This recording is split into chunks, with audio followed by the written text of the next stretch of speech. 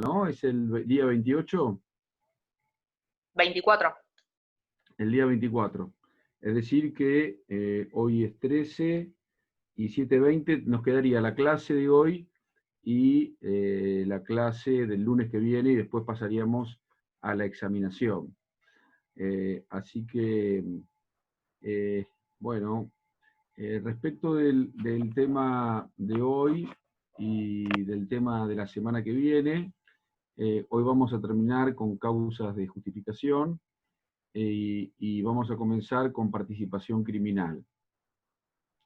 La biografía respecto de estos temas de antijuridicidad, ustedes tienen ya en la página virtual de la Facultad de Derecho un artículo sobre la defensa de las mujeres en situaciones de violencia de género, un artículo que es un artículo de doctrina que comenta un fallo justamente de acá, de Mar del Plata, uno de los primeros casos donde se aplicó la legítima defensa. ¿eh? Y probablemente para esta semana les pueda subir un artículo de mi autoría vinculado a las causas de justificación en general. Así que con eso tendrían un material que es adicional a el texto de los manuales. Esto no quiere decir que eso sea todo lo que tienen que estudiar, sino que es algo que suplementa, complementa los manuales. Respecto de la otra unidad, que es la unidad que me corresponde a mí de autoría, tienen subida a la página de la Universidad Nacional de Mar del Plata y también al blog de la materia, aula virtual de penal, el libro del libro de mi autoría, que es justamente sobre autoría y participación criminal. Ahí es un libro que sigue el programa y que además tiene referencias a delitos contra la humanidad, que también es otro punto del programa. Creo que con esta bibliografía ustedes pueden más o menos manejarse y manejar el estudio. Bueno, nosotros terminamos de hablar la clase pasada de legítima defensa. Hoy vamos a comenzar con estado de necesidad, que es una causa de justificación prevista expresamente en el Código Penal, en el artículo 34, inciso tercero. Es junto con la legítima defensa las causas de justificación reconocidas en prácticamente todas las legislaciones. Y esto ocurre porque son situaciones que prácticamente se repiten en la conducta, en las conductas humanas de todas las civilizaciones. Justamente las fuentes que legitiman estas dos causas de justificación son, por un lado, la necesidad, y de eso vamos a hablar hoy, y por otro lado, la ley. Es decir, las causas que fundamentan, los fundamentos por los cuales se autoriza, el derecho autoriza o se justifica la conducta que en principio es delictiva, dice Soler, son la ley y la necesidad. Esto ocurre siempre. Nosotros estamos en apariencia de una conducta ilícita porque pueden ocurrir dos cosas. Porque la conducta tiene apariencia de ilicitud penal, concretamente hay un principio de tipicidad legal y penal que abarca la conducta realizada, pero inmediatamente cuando se pasa a otro estamento del análisis, observamos que la conducta aparece justificada. Es decir, cuando confrontamos la conducta con la totalidad del ordenamiento jurídico, y este es el juicio de antijuridicidad, observamos que en realidad se trata de una conducta justificada que no permite la aplicación de pena. Por eso el Código Penal dice, no son punibles los que, ¿no? Es decir, pese a la tipicidad, la acción no va a resultar con posibilidades de ser castigada porque va a estar justificada. Y dentro de estas justificaciones encontramos la legítima defensa, de la cual ya hablamos, y el estado de necesidad, del cual vamos a hablar ahora. Recuerdo que también causas de justificación, con discusiones acerca de si son causas de justificación o causas de atipicidad, encontramos el cumplimiento del deber y como causa de justificación propiamente dicho y prácticamente sin discusión en la doctrina, el ejercicio legítimo de un derecho, autoridad o cargo. También entre las causas de justificación, pero ya no expresamente previstas en el Código Penal, tenemos que mencionar el consentimiento del interesado, que lo vamos a encontrar diseminado en distintas partes del ordenamiento jurídico en general. Por ejemplo, respecto al consentimiento del interesado, para saber cuándo es válido o no, vamos a tener referencias en una multiplicidad de leyes especiales. Por ejemplo, la ley de identidad de género, la ley de trasplante de órganos, que nos va a remitir permanentemente a cuáles son las condiciones para, que en uno o en otro caso el consentimiento del interesado sea en los distintos supuestos una conducta justificada o no.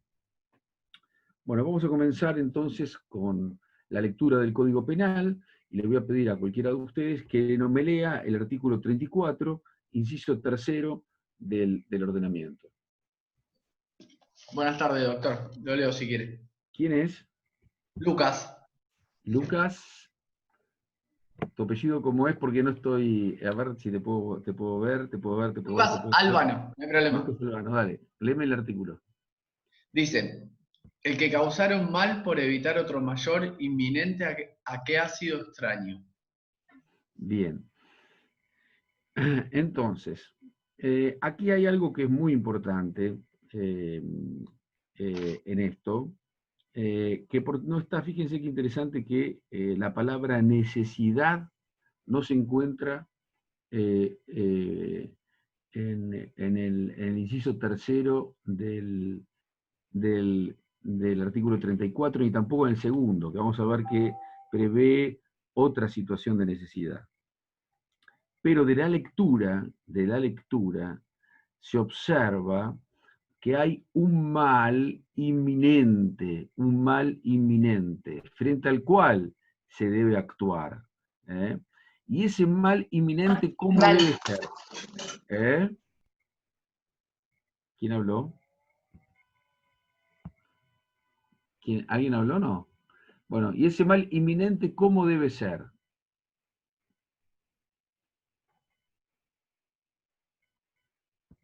¿Cómo establece la ley?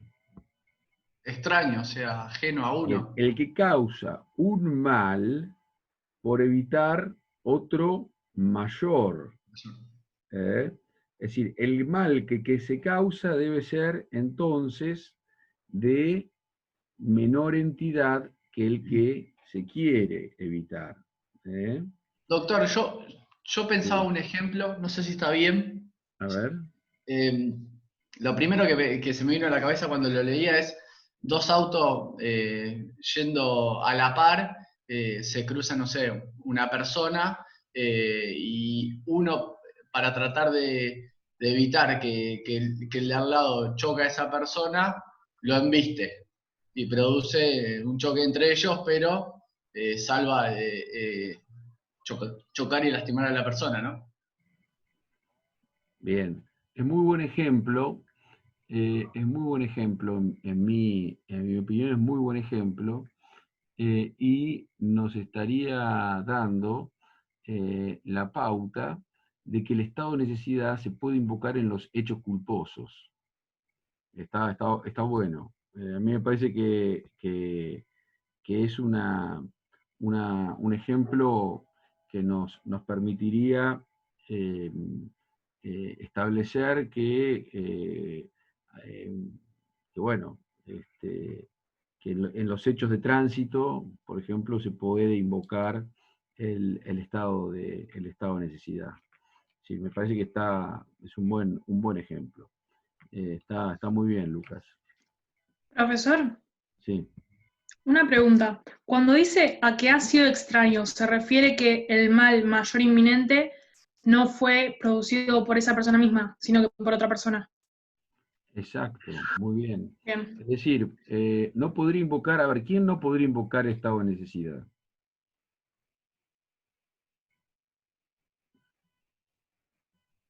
Por ejemplo, alguien que produce un incendio y luego, con motivo de ese incendio, trata de, bueno, salvar su vida, eh, y bueno, por supuesto, este, no podría invocar que el daño que produce, por ejemplo, en la puerta del vecino, rompe la puerta del vecino es decir, ese daño, él debe responder por el daño, porque él provocó el incendio. ¿Eh? Es decir, tiene, por supuesto, nadie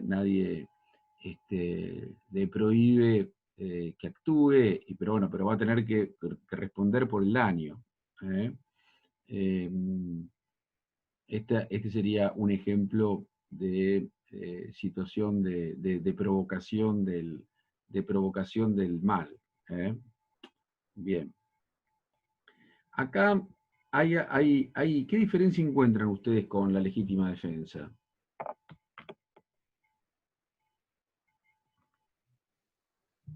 Que no, que no sería en defensa de uno, ¿Eh? no sería en defensa de uno, sino de un tercero.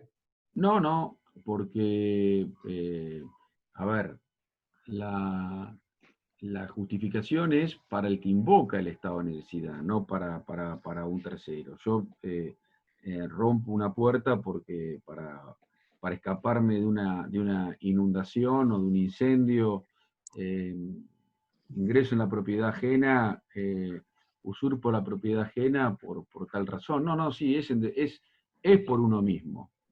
Pero, Buenas tardes. ¿quién habla? Andrea Krause. ¿Dónde estás? Ah, No me funciona la cámara, por eso salgo bien. con foto. Ajá, sí. Y puede ser que en la necesidad justificante se debe lesionar un bien de menor valor que el de la legítima defensa. Bien, esa es una diferencia importante. Es decir, En la legítima defensa el ¿quién daño habla es ahora? actual. ¿Dalma? Sí, que en la legítima defensa el ¿Estás daño sin es cámara también, actual. Dalma? Sí, Ajá. ¿se ¿Tenés cámara entiende? vos? No porque estoy con compu de escritorio. Ajá, sí. Que en la Adelante. legítima defensa es actual el mal. Y en el estado de necesidad se evita que se produzca, es futuro. No, en los dos casos tiene que haber actualidad. ¿Eh? En los dos casos tiene que haber actualidad. Puede ir por el lado de O que inminencia, sí. puede ir por el lado de que la legítima defensa es una defensa contra un ataque contra la persona y por ahí el mal mayor no está directamente dirigido a atacar a esa persona, pero le puede afectar de igual manera. Sí, pensé que ibas a decir que en la legítima defensa el ataque siempre es humano, ¿recuerdan? El acometimiento siempre es de una persona. En cambio, en el estado de necesidad, eh, la, la situación es un hecho de la naturaleza o de las cosas. Es decir, el estado de necesidad no se invoca frente a un ataque humano, sino frente a un fenómeno de la naturaleza, o ante, por ejemplo, el ataque de un perro, o ante una situación que se presenta como esta del hecho culposo. Por eso está bueno lo del hecho culposo del cual hablaba Lucas, porque nosotros no podríamos hablar de legítima defensa en el caso de un accidente de tránsito, culposo, ¿me entienden? Es decir, ¿de qué me tengo que defender? Si en realidad hay una actitud de defensa, pero no hay un acometimiento, no hay un querer lesionar al otro, sino que hay una situación de tránsito. Bueno, pero más allá de eso, acá el núcleo central del estado de necesidad justificante, porque vamos a ver que además del estado de necesidad justificante hay un estado de necesidad exculpante, y vamos a ver las diferencias. La principal diferencia es que en uno, la acción, ¿ustedes me ven bien o me ven con mucha sombra? ¿Me ven bien? Se ve bien, sí. Sí, se ve bien. Bien. Entonces, les decía que en la justificante, en el estado justificante, la acción ilícita va a estar bloqueada en la antijuridicidad, es decir, no va a haber antijuridicidad en el estado de necesidad justificante. No va a poder afirmarse la antijuridicidad. La acción va a ser lícita. La acción que tenía apariencia de ilicitud, en realidad va a ser una acción de tipo lícita. En cambio, en el estado de necesidad exculpante, se va a borrar la culpabilidad. La conducta va a ser antijurídica y se va a afirmar la culpabilidad. Los autores establecen, no todos, pero muchos autores, establecen que el estado de necesidad exculpante se encuentra previsto en el artículo 34, inciso segundo del Código Penal, que son los casos de coacción. Es decir, la coacción cuando es humana, alguien le pone un revólver a otro en la cabeza y lo obliga a firmar un documento falso, por ejemplo, es decir, a firmar un cheque sin provisión de fondos. Bueno, en esos casos hay coacción, porque es una acción humana, el que obrare por violentado por fuerza física irresistible, o amenazas, ahí está, amenazas de sufrir un mal grave e inminente. Bueno, eso es coacción. Cuando la situación de coacción no proviene de la mano del hombre, sino de la naturaleza, muchos autores sostienen que en estos casos nos encontramos frente a el estado de necesidad inculpante o exculpante, donde se mantiene la antijuridicidad y se borra la culpabilidad. ¿En qué casos se da el estado de necesidad justificante y en qué casos se da el estado de necesidad exculpante? Bueno, la doctrina, en general, ha entendido que, y la ley también, para que proceda el estado de necesidad justificante tiene que existir bienes de distinto valor jurídico. Esto es lo que se llama estimación comparativa de bienes. La estimación comparativa de bienes, en la estimación comparativa de bienes, el bien que se defiende tiene que ser de mayor jerarquía que el que se vulnera, para evitar otro, es decir, un mal mayor inminente que ha sido extraño.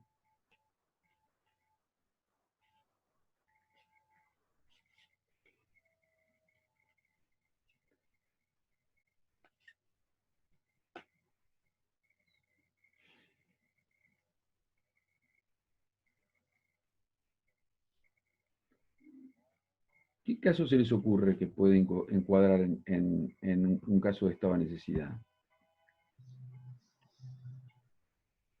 Defender, por ejemplo, el bien que sería la vida y vulnerar un bien material, por ejemplo. A ver, un ejemplo. No, creo que el ejemplo que di entra dentro del supuesto, ¿no? Ponerle chocar un auto, Está pero bien, está salvo... bien, está bien. Ya lo escuchamos, ya lo escuchamos. Está muy bien. Está muy bien. ¿Alguno otro se le ocurre algún otro ejemplo? Por ejemplo, romper un vidrio de un auto para salvar un bebé que está encerrado y puede morir, por ejemplo, de calor. Excelente. Muy buen ejemplo. Muy buen ejemplo. Ahí el estado de necesidad no es en favor de uno, sino de un tercero. Es perfecto. Fíjense que el estado de necesidad en favor de un tercero no está previsto en el Código Penal, ¿no? Eh, quizás nosotros lo que podríamos decir ahí es que hay una legítima defensa de un tercero, pero en realidad no hay un ataque, hay una situación de hecho que se ha dado. Es decir, que yo creo que se trata de una situación de legítima defensa de un tercero. Perdón, estado de necesidad en favor de un tercero. Es muy bueno el ejemplo, Tomás. Y en defensa y estado de necesidad respecto a la propia persona, ¿qué se les ocurre que puede invocar?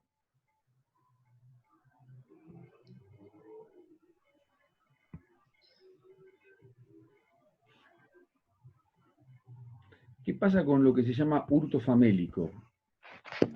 El que roba para comer.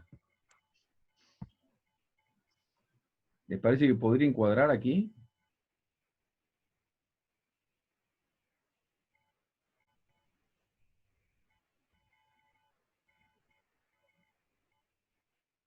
¿Qué piensan?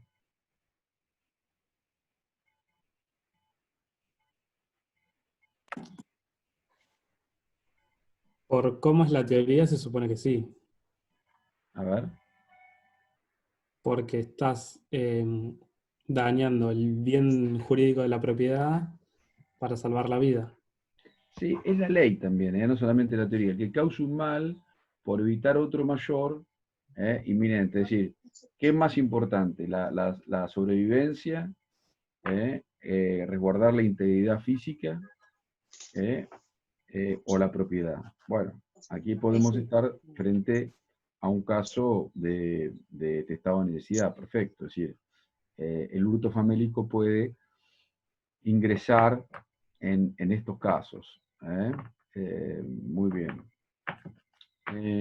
Ahora, ¿qué pasa en los casos donde, bueno, qué pasa, por ejemplo, en los casos de situaciones de seguridad? Hay algunas veces que se ha observado hablar de estado de necesidad en algunos casos vinculados a situaciones de seguridad. Y me gustaría saber qué piensan ustedes. Se trata del caso el llamado caso de las bombas en los colegios, ¿no? Donde, por ejemplo, un grupo paramilitar digamos, terrorista, eh, eh, se sabe que ha colocado bombas en un colegio y, bueno, la policía investiga el caso, detiene un sospechoso y aplica torturas para saber dónde están esas bombas en los jardines de infantes. Bueno, finalmente logran desactivar el dispositivo a partir de este dato que se da con las torturas y la policía es denunciada por el terrorista por torturas. Eh, bueno, el policía se defiende diciendo, bueno, no, en este caso es verdad, sí, eh, yo infringí la ley, me vi obligado a aplicar tormentos a la persona porque quería saber dónde se encontraban los dispositivos que finalmente evitaron, de este modo se evitó el derrumbe de un colegio y la muerte de muchos niños. ¿Qué piensan ustedes en estos casos? ¿Están dadas las ¿Hay condiciones? un exceso en las causas de justificación, por ejemplo? Como lo vimos en la legítima defensa. En ese caso sería un exceso en el cumplimiento del deber. Bueno, es una buena una respuesta. ¿Por qué un exceso? ¿Por qué un exceso? Y porque aplica algo que está prohibido. Las torturas, tenemos convenciones que prohíben, digamos, el uso de la tortura y estaría fuera, digamos, del cumplimiento del deber, no es la forma. Es decir, usted le aplicaría una pena, pero una pena menor.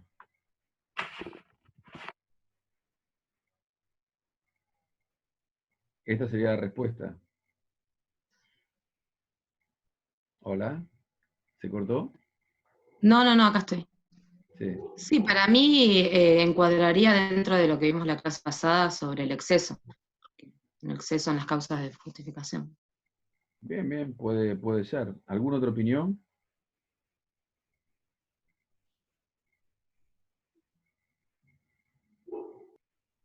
¿Alguna otra opinión? Para mí está justificada. ¿Cómo? Que para mí está justificada. Es decir, usted no le impondría ninguna pena. No. Bien. ¿Qué otra opinión hay? Para Yo mí no estoy, está justificada. ¿Sofía? No está justificada para mí, porque no justifica cometer un delito de lesa humanidad como un medio para llegar a un fin. O sea, la tortura no tiene que ser un medio para obtener información.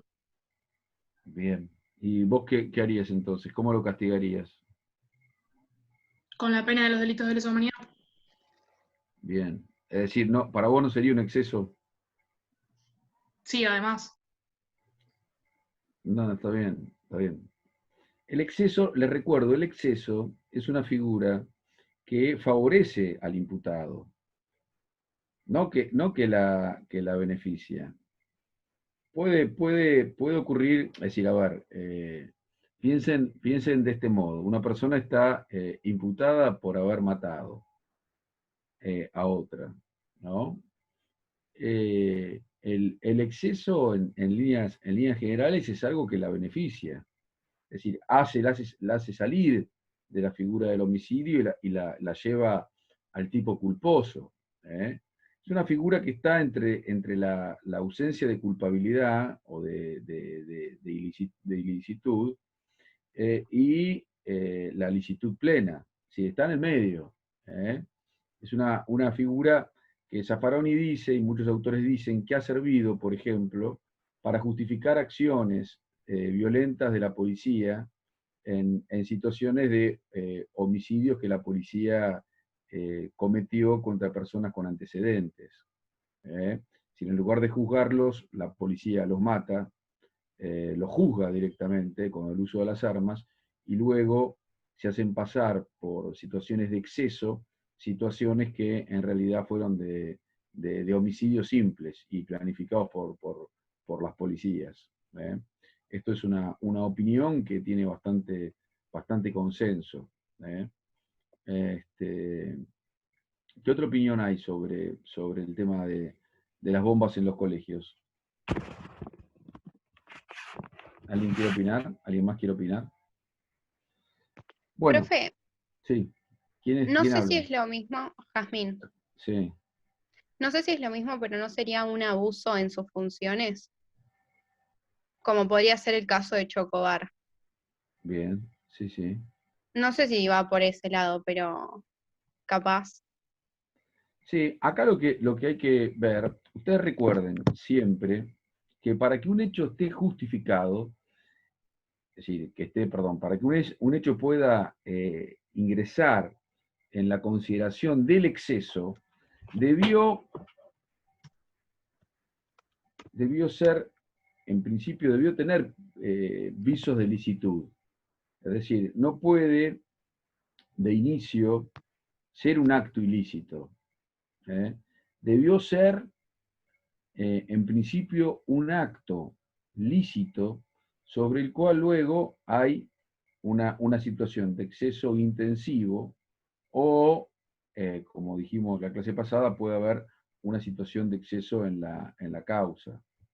Pero en principio, el acto debió comenzar siendo lícito.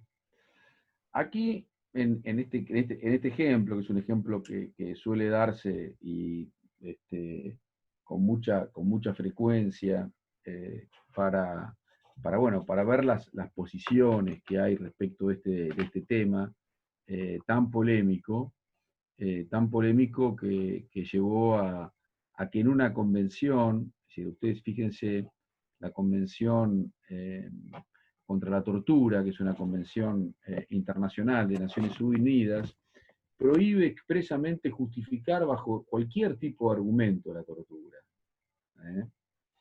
Es decir, las policías no pueden aplicar la tortura de ningún modo.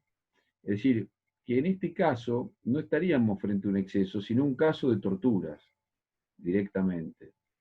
Podrá considerarse dentro de la escala penal luego un mínimo y un máximo de acuerdo a las circunstancias, pero en principio la acción no está abarcada por el exceso. Se trata claramente de un hecho ilícito. Se trata claramente de un hecho ilícito. Es cierto que en este caso, en la estimación comparativa de bienes, en apariencia uno puede pensar que salvar muchas vidas es más importante que someter a tortura a una persona, ¿no? Pero esto, en rigor, no es así por varias razones. En primer lugar, porque tenemos que pensar que, desde un punto de vista de la persona nunca puede ser un medio para la comisión de un fin, aunque este fin sea lícito. Si la persona no puede ser vulnerada en su dignidad, y en estos casos lo que ocurre es que con la tortura se vulnera justamente la dignidad de la persona. Pues ustedes me dirán, bueno, pero esto de un punto de vista, digamos, filosófico, o de un punto de vista digamos, de una filosofía personalista, pero yo soy utilitarista, ustedes me pueden decir, y para mí es más importante salvar muchas vidas que la integridad física de otros. Bueno, debo decirles que la tortura se ha mostrado como un modo ineficaz también de combatir el delito.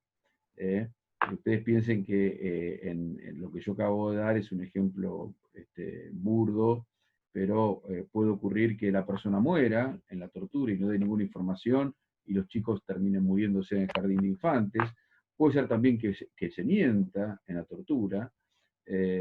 Decía Beccaria que la tortura es ineficaz porque la resiste el más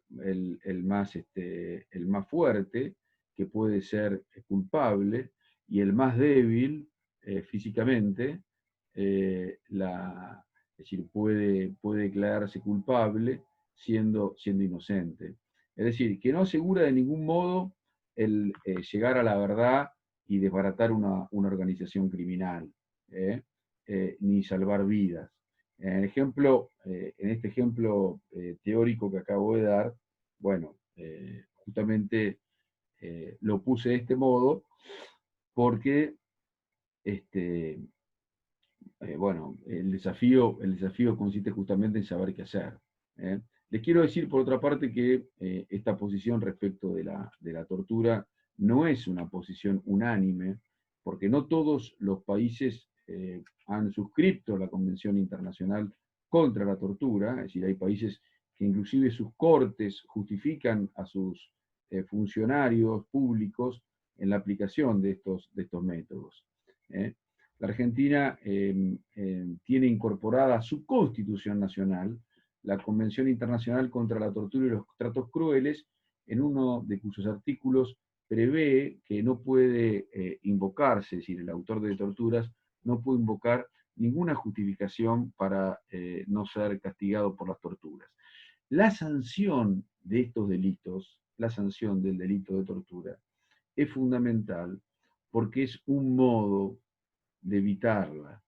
Es decir, la efectiva prevención de los crímenes, de estos crímenes, pasa también por su efectiva sanción.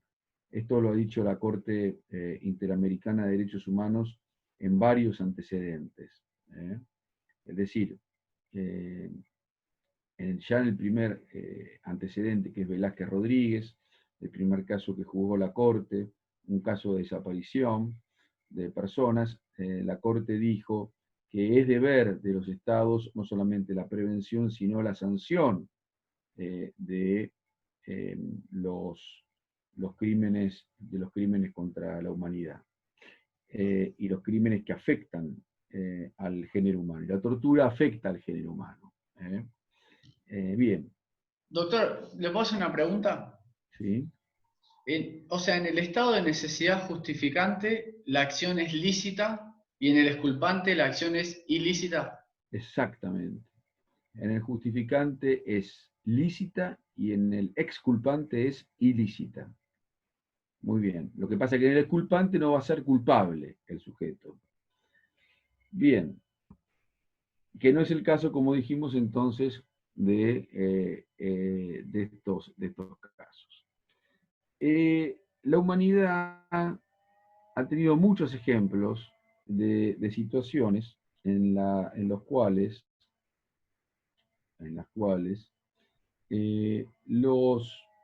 los bienes eran de idéntica jerarquía y se tuvo que resolver de algún modo.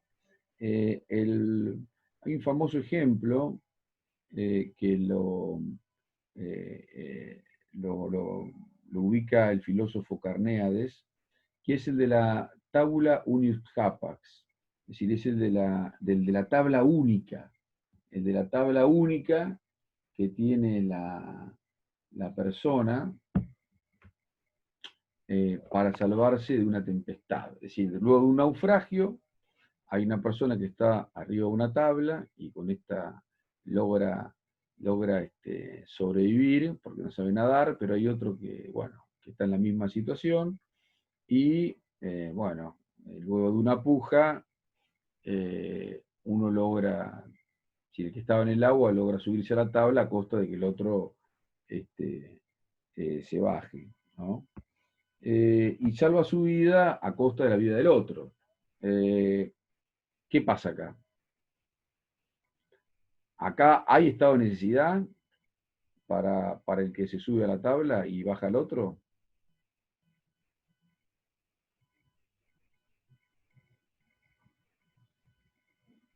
¿El bien no sería de la misma jerarquía? Si se Exacto. sacrifica la vida en los dos. Muy bien. Entonces, ¿se puede hablar de estado de necesidad? Y yo creo que no. Muy Porque bien. si no, también, por ejemplo, en el ejemplo que dio el compañero Lucas, si, por ejemplo, vos vas con el auto y para salvar al peatón que está cruzando, chocás al otro auto, pero ahí también hay una persona, yo creo que ahí tampoco se puede invocar porque estás matando a otra persona para salvar a otra. Claro, lo que pasa es que vos no querés, en el caso que dio Lucas, vos no te representás como segura que la otra persona va a morir, sino que simplemente dañás el auto. Acá la situación es distinta. Es decir, el ejemplo que dio Lucas no había lesiones, en principio no las escuché, lesiones para los que conducen el otro auto, ni la muerte, sino simplemente el daño al vehículo. Es decir, frente al daño al vehículo, evitar una lesión, parece ser que está bien utilizado el ejemplo de estado de necesidad. Ahora, en este caso, como vos bien decís, Jimena, no hay una situación de estado de necesidad porque los bienes son distintos, es decir, son de la misma jerarquía, no son de distinta jerarquía. No hay un bien mayor y uno menor, sino que los bienes son de igual jerarquía. Algunos autores igual sostienen, por ejemplo, Sebastián Soler, sostienen que en estos casos estamos frente a un estado de necesidad porque para quien salva su vida no hay nada más importante que la vida de él. Pero bueno, esta es una posición, digamos, muy subjetivista, y que no parte de una visión objetiva de los bienes jurídicos. Yo considero, como vos, Jimena, y como la mayor parte de los autores, que en este caso no nos encontramos frente a un estado de necesidad justificante, porque los bienes son de la misma jerarquía. Bueno, entonces, frente a estos casos, es que ha nacido la necesidad de decir, bueno, la conducta es ilícita, pero ¿se le puede exigir otra conducta a quien actúa de esta manera? Es decir, ¿es culpable quien actúa de esta manera? Esta es la pregunta. Entonces surgió la necesidad de pensar que además del estado de necesidad clásico, que es el justificante, debería haber otro estado de necesidad, que es el exculpante, es decir, donde se afirme la ilicitud de la conducta, inclusive el deber de reparar civilmente a los deudos de esta persona, pero que no puede exigirse otra conducta, es decir, la conducta es inculpable. Ha habido muchos casos de estos a lo largo de la humanidad. Uno de ellos, que ustedes lo pueden leer, es decir, pueden encontrarlo en varios lugares, entre ellos en el libro de Derecho Penal de Gulco, de casos penales, Hendler y Gulco, pero también lo pueden googlear. Es el caso de la balsa Mignonet, donde, bueno, se trató de un caso también de personas que si hay un naufragio y luego de varios días sin alimentarse, las personas, 3 de los marineros deciden poner fin a la vida de uno que estaba moribundo. Entonces, son juzgados en Inglaterra y condenados a la horca por haber dado muerte a una persona. Finalmente la pena le fue conmutada por la reina Victoria, sobre fines del siglo XIX. Pero bueno, ahí tienen un ejemplo también donde los tribunales actuaron interpretando esto de distinto modo. Bien, puede haber también causas internas de necesidad, como es el caso de abstinencia hacia el alcohol y hacia las drogas, es decir, donde la necesidad no viene de afuera, sino que viene de adentro. En ninguno de los dos casos, es decir, ni en el estado de necesidad justificante ni en el exculpante, habrá posibilidad de imponer una pena. Pero las consecuencias son distintas, porque en un caso habrá hecho ilícito, en el estado de necesidad exculpante, en tanto en el estado de necesidad justificante, la conducta será lícita y no habrá posibilidades de reparación civil, en principio, salvo situaciones de equidad. Bien, vamos entonces a alguna pregunta sobre estado de necesidad. Con esto dejaríamos estado de necesidad y pasaríamos a hablar un poquito de obediencia de vida. Y vamos a hablar primero un poquito de cumplimiento del deber y de ejercicio legítimo de un derecho. Después vamos a terminar la clase de justificación con obediencia de vida. El cumplimiento, tanto el cumplimiento del deber como el ejercicio legítimo de un derecho son causas de justificación que están vinculadas al ordenamiento jurídico. Es decir, Soler decía que por un lado la necesidad, por otro lado la ley, son causas de justificación. Bueno, acá claramente nos encontramos frente a una situación de la ley como fuente. La diferencia entre el ejercicio legítimo de un derecho, no abusivo, legítimo de un derecho, y el cumplimiento del deber, está referido al tipo de norma que existe atrás. En el cumplimiento del deber hay una exigencia normativa, una exigencia de la norma de actuar o de omitir una acción. Es decir, el sujeto está compelido a la realización. Se trata, por ejemplo, del caso de los funcionarios públicos. El funcionario público está obligado a denunciar los delitos de acción pública que lleguen a su conocimiento. O los médicos de auxiliar a las personas, o tienen el deber de no revelar secretos que le llegan a su conocimiento a través de la profesión. Si son todos deberes impuestos, cuya no realización implica la comisión de un delito o de una conducta ilícita. Es decir, la norma impone una conducta, se debe actuar de esa manera. Por ejemplo, el oficial de justicia debe proceder al secuestro, debe cumplir la orden del juez. El policía el cabo de policía debe cumplir la orden de detención que le da el comisario o el juez. El director de una cárcel debe admitir a una persona, no debe permitir la salida de alguien sin autorización del juez, etcétera, etcétera. Es decir, son todas normas que son exigencias, es decir, no comete privación ilegal de la libertad el director de la cárcel que impide la salida de una persona que está presa. Por el contrario, si abre la cárcel en un caso que no corresponde, puede tener un problema por incumplir la ley.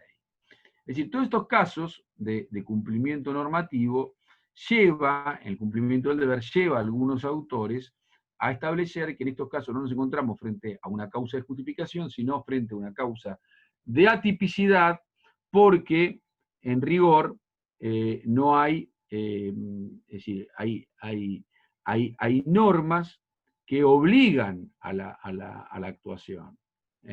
Hay normas que no que autorizan, sino que obligan al hacer o al no hacer. Entonces, muchos autores ponen el cumplimiento del deber como una causa de atipicidad. La mayor parte de los autores, sin embargo, siguen sosteniendo que se trata de una causa de justificación. Y como causa de justificación, digamos que se dan todos estos ejemplos, y en general el deber tiene que ver, el cumplimiento del deber tiene que ver con el deber legalmente impuesto, el deber normativamente impuesto, no con el deber moral. El deber normativamente impuesto. La persona que debe dar alimentos a otra, por ejemplo. La persona que debe dar asistencia. No un deber moral. Tengo el deber moral, tuve el deber moral de hacerlo.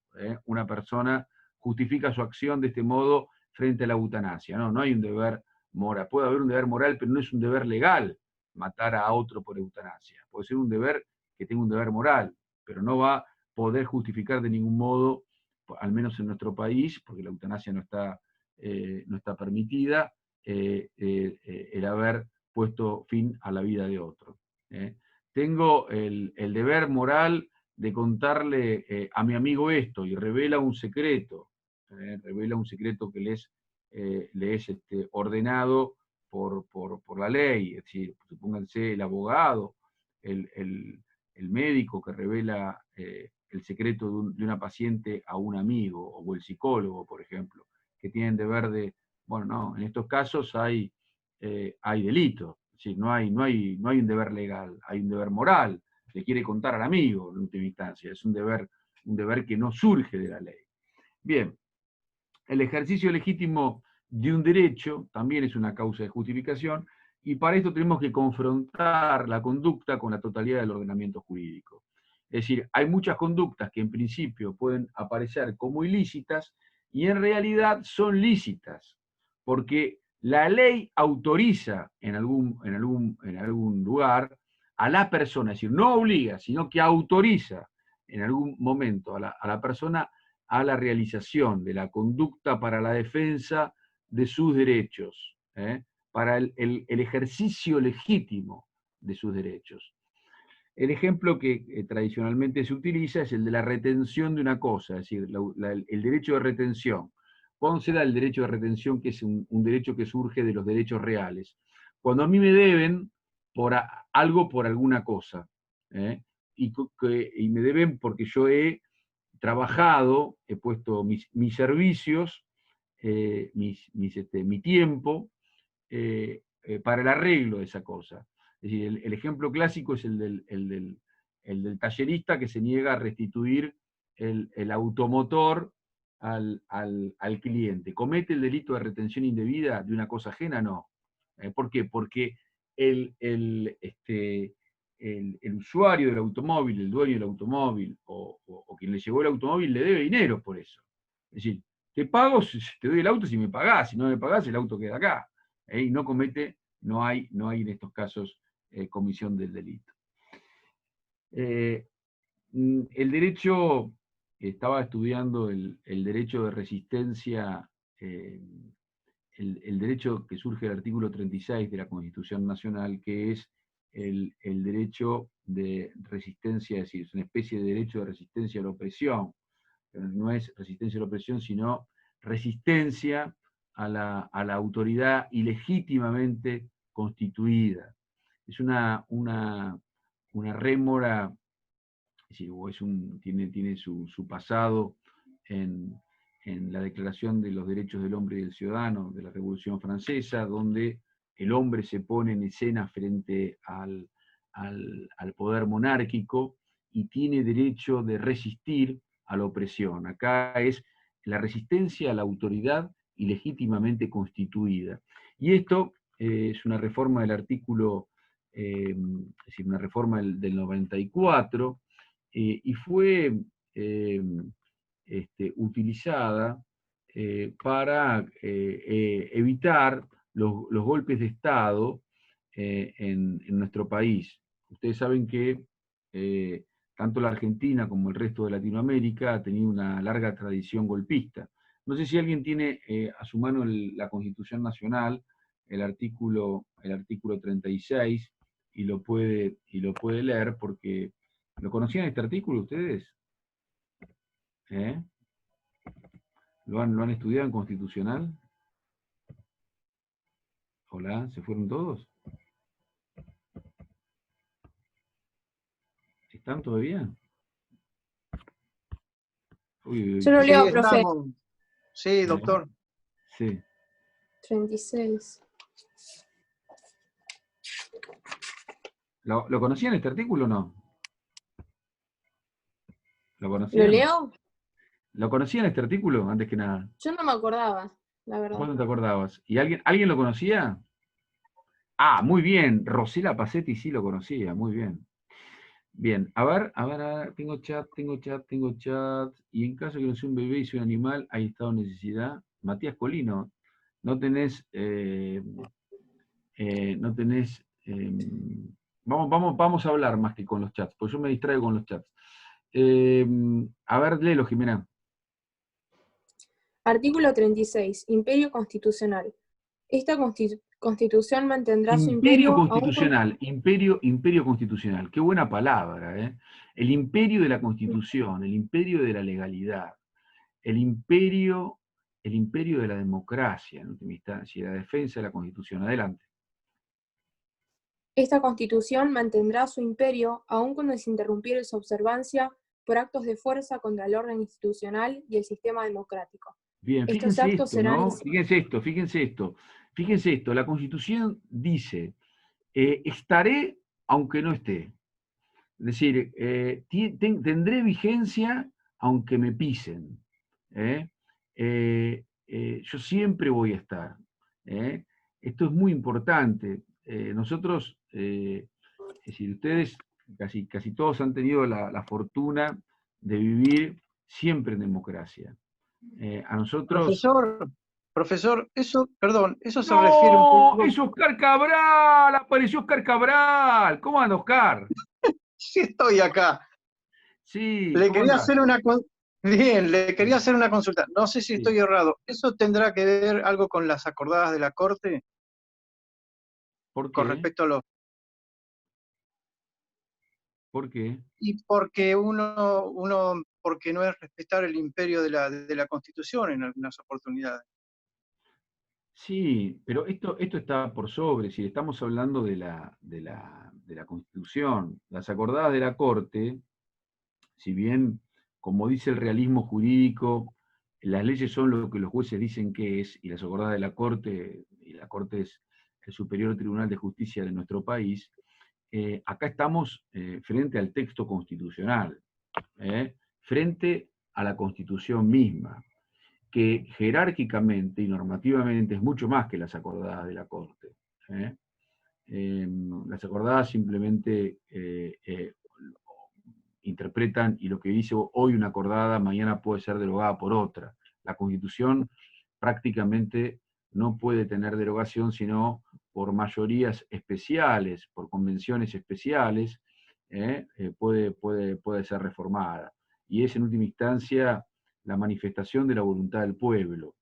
Así que es muy importante este artículo 36. Adelante, Jimena. Dice, estos actos serán insaneablemente nulos.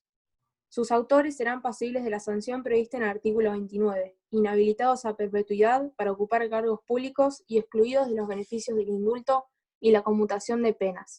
Bien, Tendrán las el mismas artículo sanciones. 29 es el artículo que establece la sanción a los traidores a la patria. Y no puede ser objeto ni de indulto ni de conmutación. Es decir, el Poder Ejecutivo no los puede salvar. Ahora, puede haber amnistía, es decir, puede haber una ley, es decir, la voluntad del pueblo puede llevar a la amnistía. Dale, adelante. Porque el perdón, la posibilidad del perdón ha sido significada prácticamente para todos los delitos, salvo para los delitos contra la humanidad.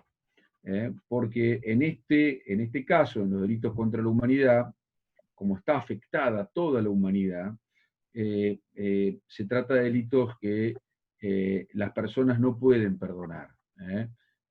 Esto es lo que ha dicho la Corte Interamericana y la Corte nuestra también, la Corte Nacional. Son delitos que deben ser juzgados y deben ser sancionados efectivamente para evitar su repetición. Es decir, es lo que se llama garantía de no repetición.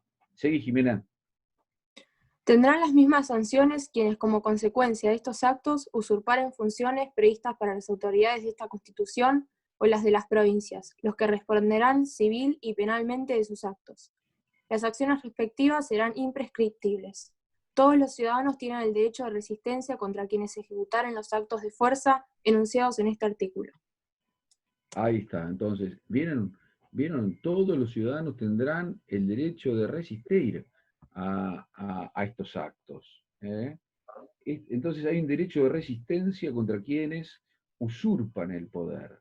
¿Y en qué consisten estos actos? Es decir, ¿cuál es el límite de estos actos? No lo dice la Constitución, ¿no? Es toda una cuestión que, bueno, tendrá que ser en su momento debatido. Bueno, ejercicio legítimo, entonces, de un derecho. Ejercicio legítimo del derecho de propiedad, ejercicio legítimo del derecho a resistir actos de violencia, y ejercicio legítimo de tantos otros derechos, ejercicio legítimo al derecho a la salud, al medio ambiente, es decir, a todos los derechos que ustedes puedan imaginar.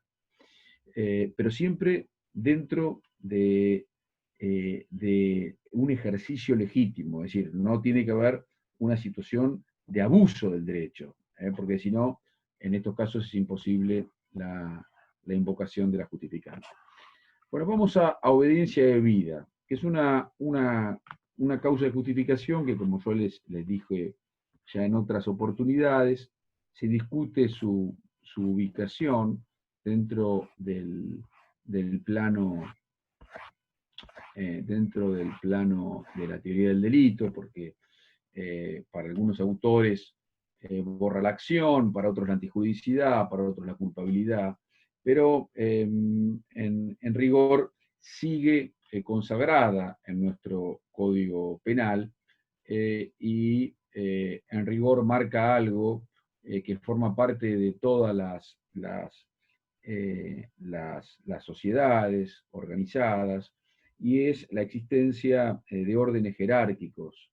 Es decir, en todas las sociedades organizadas existen un orden jerárquico en diferentes ámbitos. En el ámbito Es decir, esto forma parte, digamos, de uno de los principios de la organización, la jerarquía. Y si hay jerarquías, hay relaciones entre quienes obedecen y quienes mandan. ¿Esto suena antipático?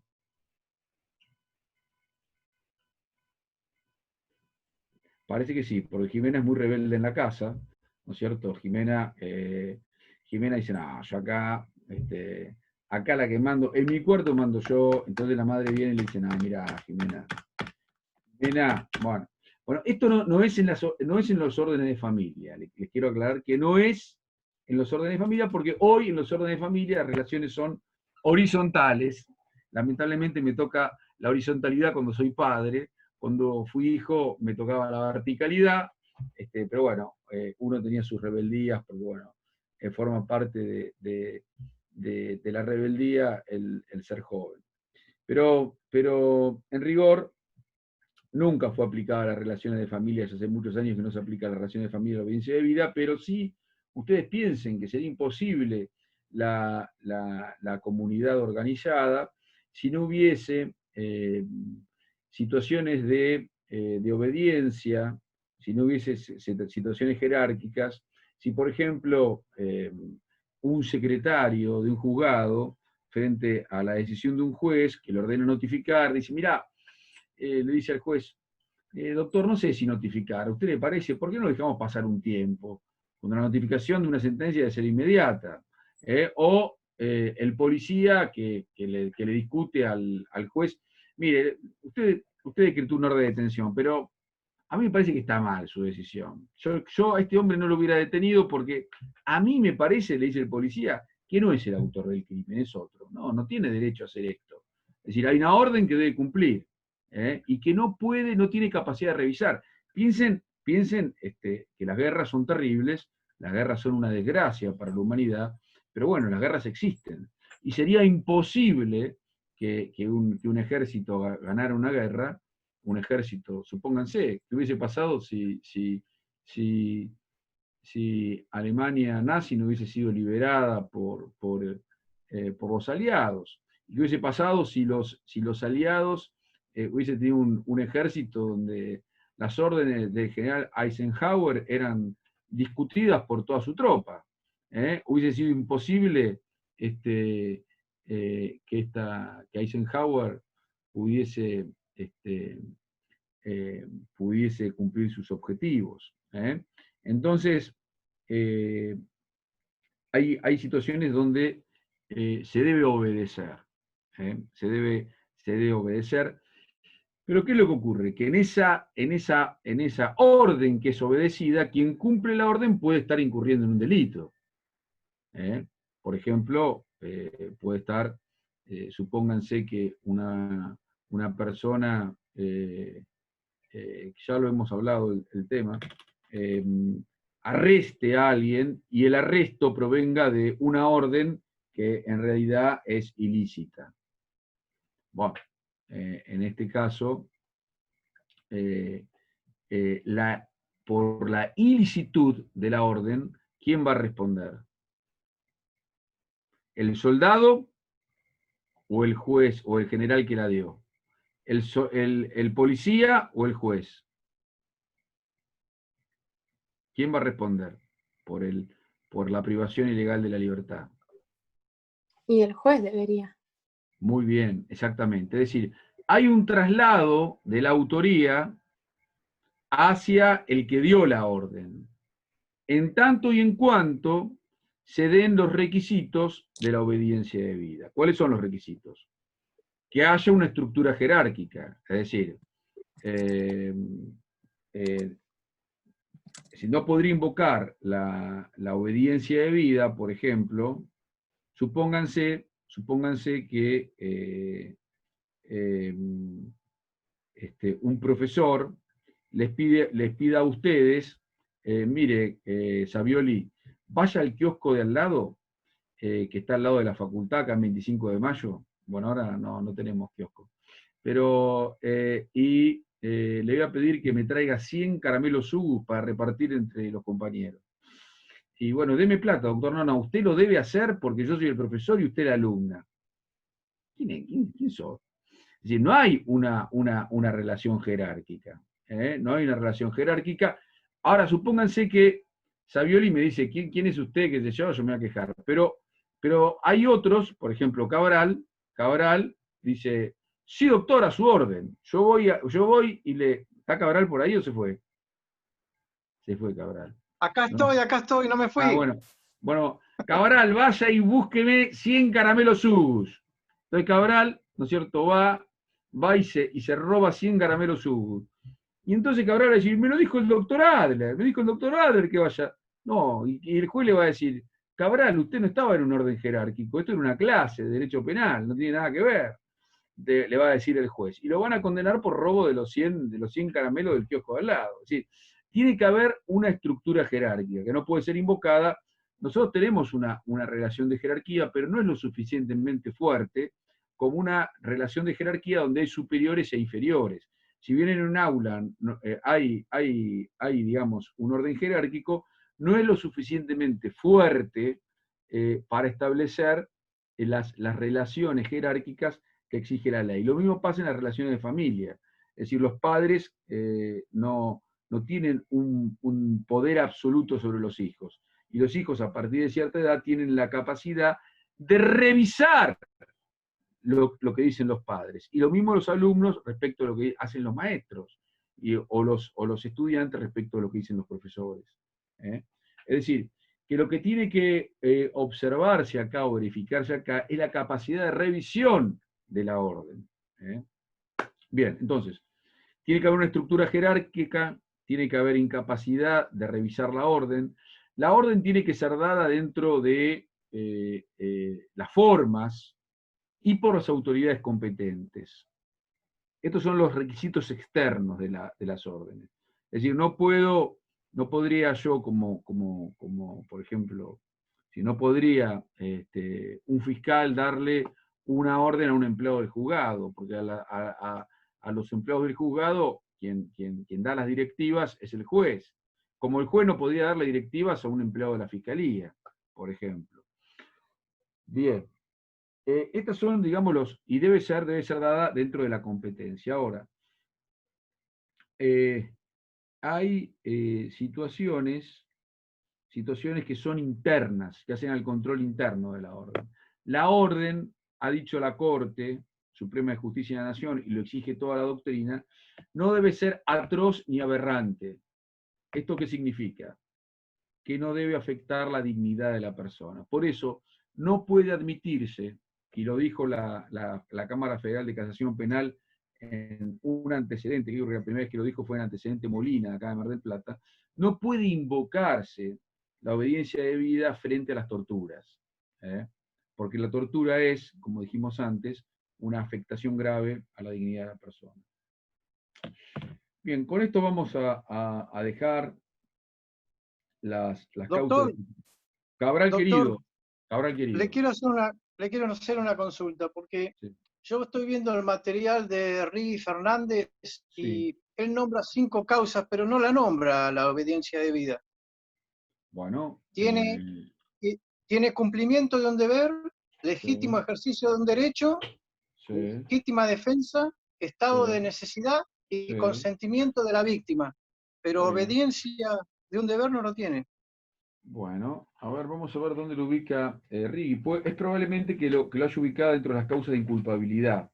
Pero como yo les decía, es una causa de justificación que los autores la han ubicado de distinto modo. Por eso Zaffaroni la elimina y dice, bueno, es decir, la elimina en el anteproyecto, ¿no? Y dice, la elimino por 2 razones, dice Zaffaroni. Primero, porque tiene una triste historia para la Argentina. Por la ley de obediencia debida y punto final. Y por otra parte, porque los autores la ubican en distintos ámbitos. Seguramente Rigui la debe ubicar dentro de las causas de inculpabilidad como una situación de error de previsión invencible indirecto. Después fíjate que debe estar ahí.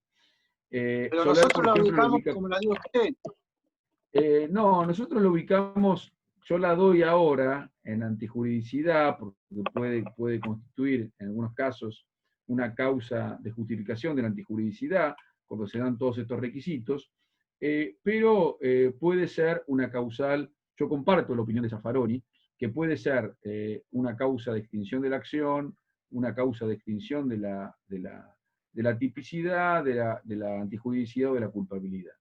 Yo se las doy acá, en este punto, porque bueno, el programa lo ubica en este punto, y en rigor porque tradicionalmente fue considerada una causa de justificación. La mayor parte de los autores la consideran una causa de justificación. Está bien.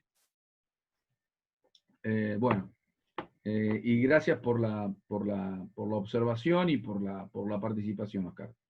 Bueno, vamos entonces a concluir con las causas de justificación, que bueno, por supuesto que en esto siempre nos quedamos cortos. Bueno, nos quedaría hablar un poco del consentimiento del interesado. Vamos a decir 2 palabras del consentimiento del interesado, y la clase que viene la vamos a hablar exclusivamente de participación criminal. Bien, respecto del consentimiento del interesado, 2 o 3 pinceladas, es un tema que también tiene mucha extensión. Vamos a hablar 2 o 3 cuestiones sobre este tema. Digamos que el consentimiento en muchísimas situaciones borra la ilicitud, no solamente la antijuridicidad, sino que en algunos casos puede borrar también la tipicidad. La doctrina alemana y hoy la doctrina argentina, Zaffaroni, Righi, acuerdan que, o convienen que, el consentimiento puede borrar la tipicidad o la antijuridicidad. De acuerdo a diversos argumentos. Es decir, el principal argumento es observar la lectura de la ley. Por ejemplo, cuando el Código Penal nos dice que comete hurto quien se apodera ilegítimamente de una cosa total o parcialmente ajena, cuando no es ilegítimo el apoderamiento, cuando tomo algo porque me lo han regalado, no hay ilegitimidad, no habría tipicidad. Acá tendríamos un ejemplo de cómo el consentimiento, en este caso el dueño de la cosa me la regala, entonces como hay consentimiento, no habría tipicidad. Cuando alguien se opera, en la mayor parte de las veces hay una intervención en su cuerpo que implica una lesión. Es decir, que hay un daño en el cuerpo, de la persona. Ahora, esta lesión es una lesión consentida por él. Es una lesión consentida. Por eso, cuando ustedes se operen, van a firmar, por lo general, antes de operarse, lo que se llama un acta de consentimiento informado. Es decir, el consentimiento, para que pueda relevar al médico de ser imputado, por ejemplo, por lesiones, que pueden ser leves o graves, tiene que estar informado.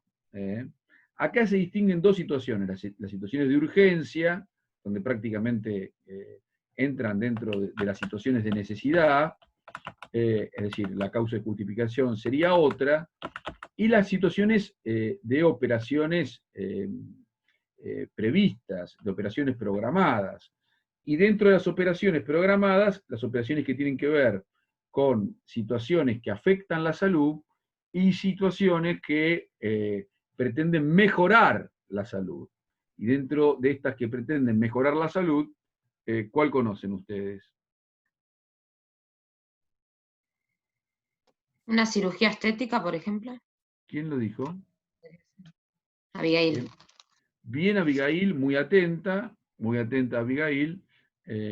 Exactamente, las cirugías estéticas. Es decir, y aquí por eso se han puesto más requisitos en en las situaciones que pretenden mejorar la salud.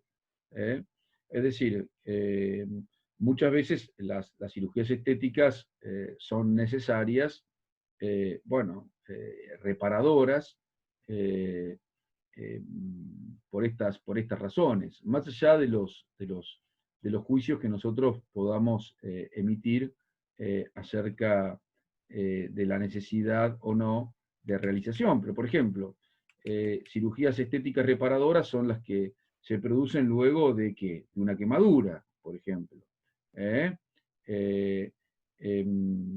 Bueno, hay otras que quizás tengan otros propósitos, pero no por esto son ilícitas. Ahora quizás requieran mayores exigencias que las que son necesarias para preservar la salud. En todos los casos, lo que se requiere es que el consentimiento sea previo a la acción, es decir, no posterior, que el consentimiento sea informado también. Esto no me refiero a las operaciones, sino me refiero a todos los casos de consentimiento. Y que se dé, fundamentalmente, y este es el requisito más importante, sobre lo que se llaman bienes jurídicos disponibles. Bienes jurídicos que se pueden disponer. Esto es una vieja distinción entre bienes jurídicos disponibles e indisponibles. Hoy no está tan en vigencia, pero sin embargo,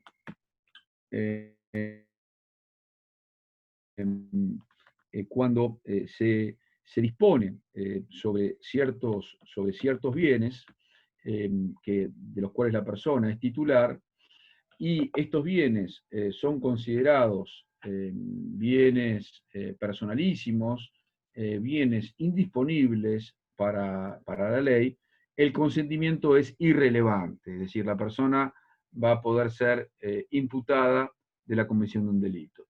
¿Qué bienes son indisponibles?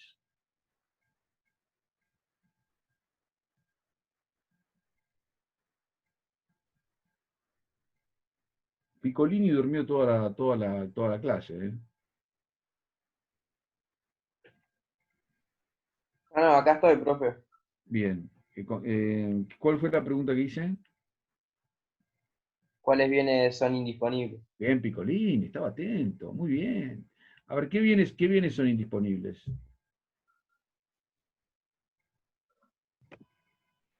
¿Quién es Felipe? ¿Felipe cuánto? La vida de la persona, profesor, la vida de la persona puede ser uno. Muy bien, muy bien. Es el fundamental, Oscar. Es fundamental. Es decir, no se puede disponer de la vida. Es decir, y el mejor ejemplo es la eutanasia. Durante mucho tiempo, fíjense qué interesante esta cuestión. Durante mucho tiempo, miren qué interesante, se condenó a los médicos que hacían las operaciones de cambio de sexo. Es decir, fíjense cómo ha cambiado la valoración. Hoy esto no ocurre, son operaciones permitidas. Lo mismo ocurría con los médicos que hacían ligaduras tubarias. Muchas veces eran imputados de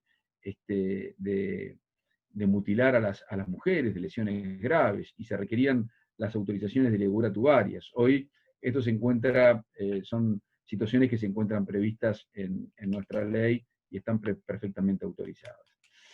Bueno, ¿alguna pregunta hasta aquí?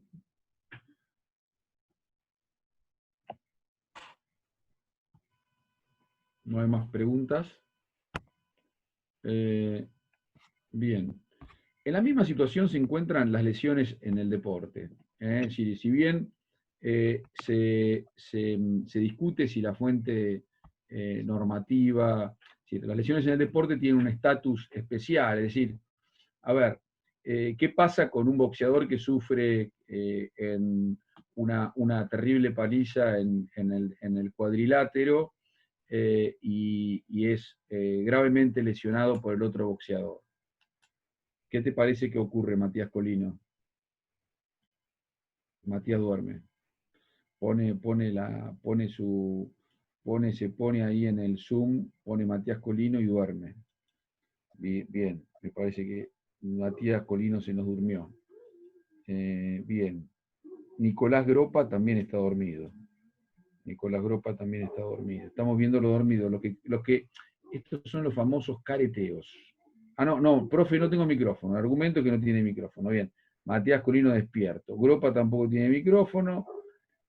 Vamos a preguntarle a Gonzalo Soler, entonces. Por favor, no me digas que no tenés micrófono, Gonzalo Soler. No, sí tengo, profesor. Bueno, ¿qué pasa, Gonzalo Soler, con los casos estos? ¿Qué pensás vos? Y que estarían dentro de las acciones que se permite, porque bueno, es una posibilidad que puede pasar. Bueno, está bien, no me está diciendo nada con eso.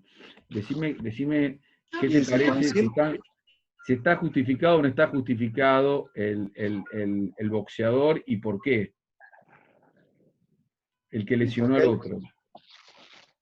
Si se actúa dentro del reglamento, sí. Bien, perfecto. Actúa dentro del reglamento, muy bien. Dentro de los parámetros del reglamento. Y el reglamento responde a una ley o a la misma Constitución que autoriza una actividad lícita como es el deporte. Perfecto, muy bien. Y aparte está el consentimiento del tipo que va a pedir. Y lo mismo en el rugby, en el fútbol, etc. Lo que sí pasa es que si sale del reglamento, por ejemplo, le pega en la nuca cuando el otro vuelve al cuadrilátero y lo lesiona, ahí puede tener problemas. Lo mismo la patada que se pega cuando no se está jugando, o el tackle que se hace, etcétera, etcétera, etcétera. Bueno, muchachos y muchachas, si no hay más preguntas, Cecilia Viviana, no puedo ver tu apellido, ¿cómo es? Ah, no tenés micrófono. Sí. El mío es Cecilia Viviana Alduncin. Después, ¿lo ven? Ahora sí, ahora sí, ahora sí. Pero siempre estuvo, ¿eh? Sí, no, ahora está completo, ahora está completo. Bueno, no. Bueno, doctor, ya que estoy, en el parcial, ¿van a hacer casos a resolver? No, van a hacer preguntas, lo mismo que en el otro parcial. Van a hacer 4 preguntas, quizás con distintos ítems. En general no tomamos casos a resolver. Así que la clase que viene vamos a hablar de autoría y participación criminal. Vayan leyendo un poco, así se hace más entretenida la clase. Podemos intercambiar. No es que hoy se hayan dormido todos, se durmieron menos que la clase pasada, pero quizás se pueda hacer un ida y vuelta más entretenido si ustedes leen con anterioridad el tema. Bueno, con esto damos por terminado la clase. Lo vimos el fin de semana en la televisión, doctor. Dio ejemplos. Lo vimos en la televisión. Mirá, ¿sí? ¿Cómo? ¿Quién habla? Ay, se roba 100 caramelos. ¿Estás ahí, ¿Cómo? No escucho. No, yo lo que dije es que lo vi el fin de semana en la tele. Mirá vos, no te perdiste nada entonces. Y... Pero sí. Todos lo vieron porque lo puse en el grupo. Ah, bueno. Y a veces es necesario que los funcionarios públicos demos razón de nuestros actos. Y en ese caso también podamos pedir la colaboración de la población para el esclarecimiento de algunos hechos. Así que ese fue el motivo de mi intervención pública. Bueno, les agradezco mucho la atención y nos vemos entonces la clase que viene por este mismo medio, hasta que la pandemia lo permita. Hasta luego.